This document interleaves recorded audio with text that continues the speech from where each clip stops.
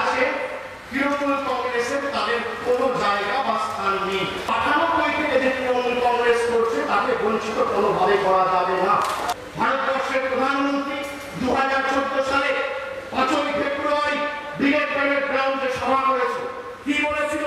আমরা যদি ক্ষমতায় আসি বাংলাকে আমরা বিশেষ আর্থিক প্যাকেজ দেবো।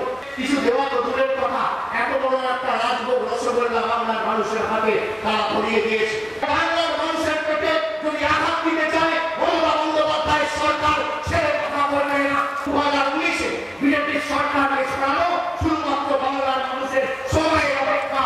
আমরা যদি চাই ঐক্যবদ্ধ হয়ে লড়ে আমরা সঠিক জবাব গণতান্ত্রিকভাবে দিয়ে দেখাতে পারি।